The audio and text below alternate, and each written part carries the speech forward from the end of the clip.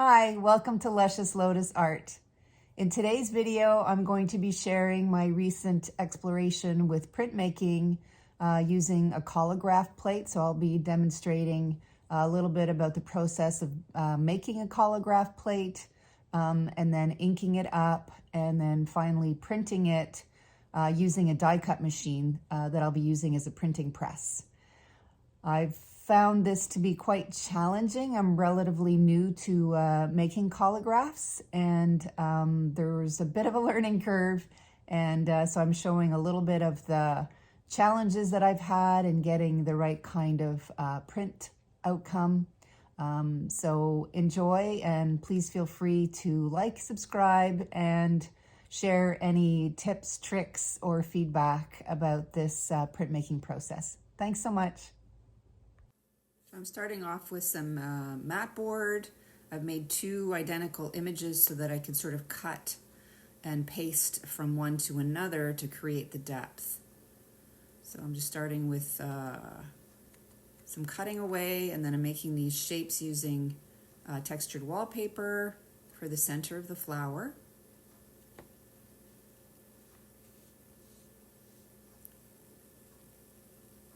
Cutting some areas in the center of the flower where I want ink to sink into to create more depth and more contrast.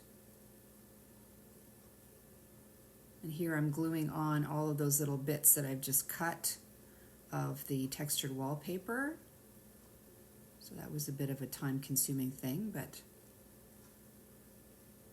And then starting to cut away from the second plate to add some height and dimension to the first plate. And since they're the same, then it's easy to match up shapes. Here I'm adding some a mixture of medium and grit to create more depth and texture. And then I've added a little bit more glue, PVA glue for more texture, and here I'm just doing a light sanding for the more raised areas. I'm getting it ready for printing, so I'm sticking on this little sort of a tongue or a handle so that it can keep my hands away from it as much as possible during the inking up process. So I'm using this Aqua Intaglio ink, using a toothbrush here to apply it and help get it into all the crevices.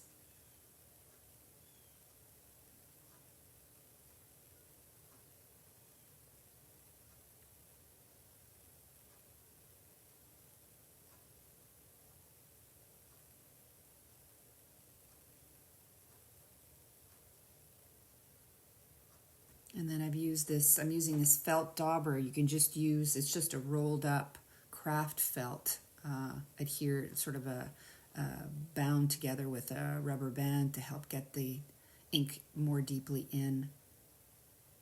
Here I'm using just some newspaper to start to rub away some of the ink. I think this is where the biggest learning curve is trying to establish how much ink to leave and how much ink to remove. So I've moved to this wiping cloth, this Aqua wiping cloth, which sort of gets a polishing sort of quality. Here I've got a piece of shop towel wrapped around the tip of my finger, and I'm wiping away some of the raised edges, some of the ones that I want to be as light as possible.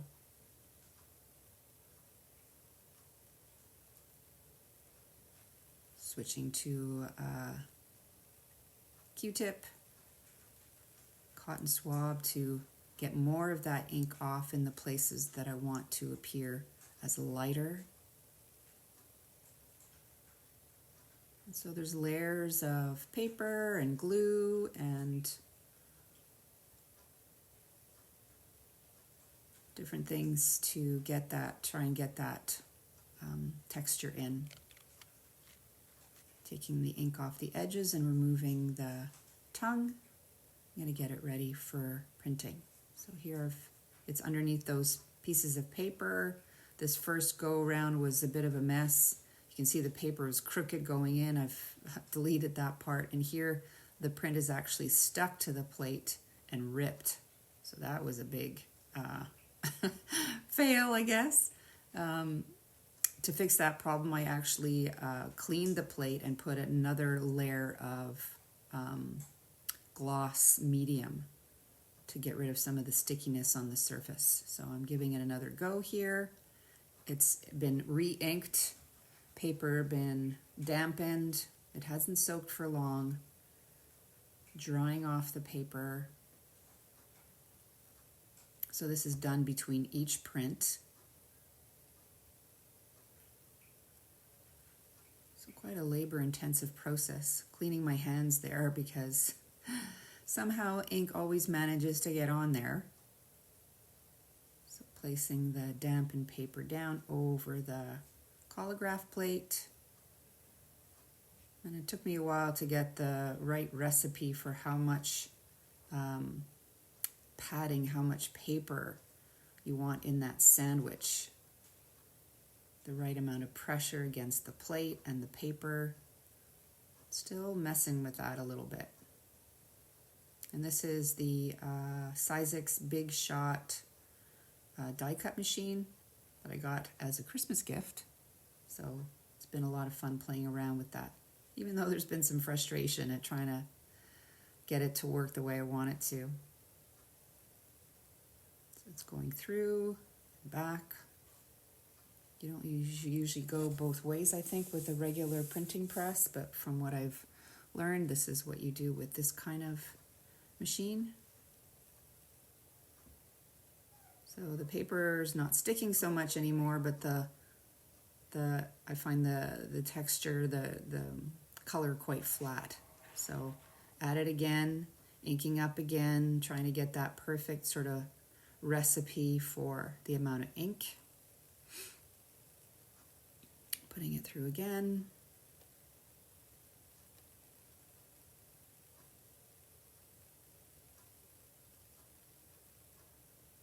And it's starting to get a little bit more interesting.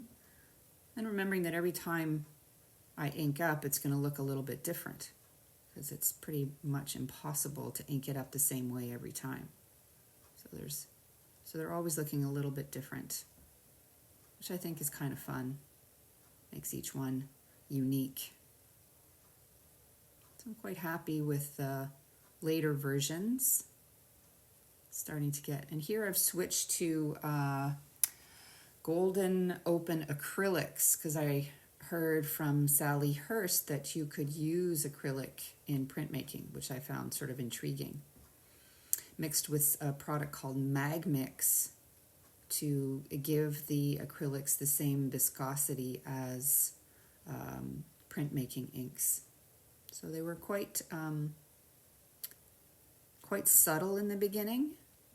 I guess I was a little hesitant about how much of the acrylic I should be using. So again, big learning curve here, starting to get a little bit more depth of color, starting to look a little bit more interesting. And then here I'm showing up the inking up process with the acrylic paints. So you can see off to the top right there, there's the Magmix, which is, I guess, some sort of magnesium. It helps thicken up the paint to give it better viscosity for printmaking. And so mixing up the colors, taking a little bit of that red, mixing it with the yellow and a little bit more of the Magmix, and then the black. So here I've got these actually are paintbrushes that are designed for stenciling. I've had them for years since doing a stenciling went back when that was in style to do on your walls. So I still had them, and they actually are very, they work very well for applying the inks. So I was happy to have those.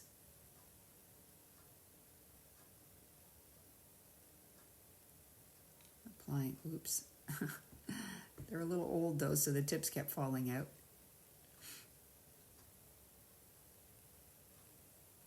Speeding up the process here.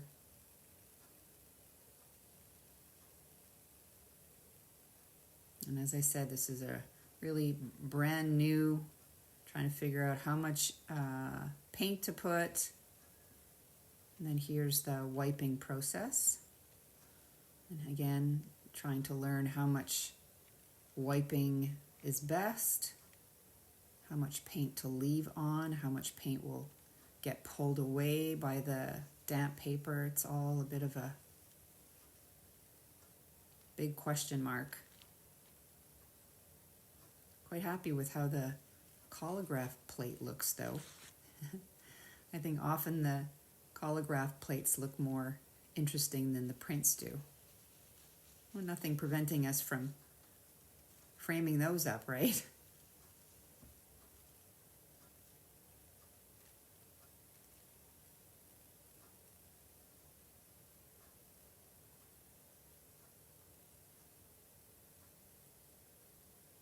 Here I guess I'm adding a little bit more black, making sure I hadn't taken too much away to keep some contrast in there.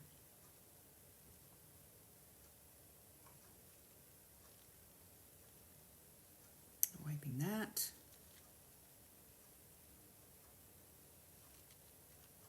I did find that the acrylic paints, open acrylic paints, became quite sticky, even with the mag mix. So I think I added a few drops of some blending fluid that came with the paints. That seemed to help a little bit. But it does dry more quickly than the Aqua Intaglio ink. So something to keep in mind when you're working with those. So again, trying to create a little bit more highlights using a cotton swab.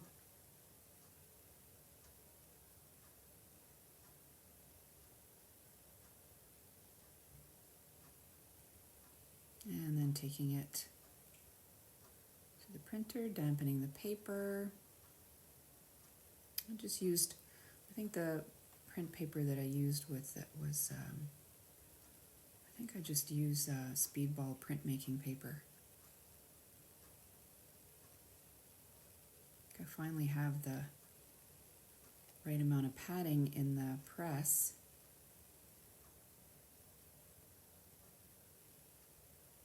Still sticking a little bit. So I think that might be because of the paint though. So it's getting a little bit more interesting with the colors, although I do love the black and white. I'm going through a few more times after the inking up process, trying different amounts of color, wiping.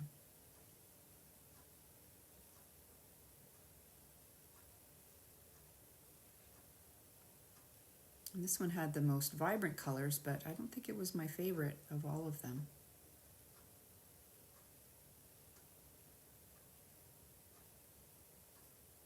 And then here's just a quick overview of the prints with the acrylic paint, and then what they would look like framed up.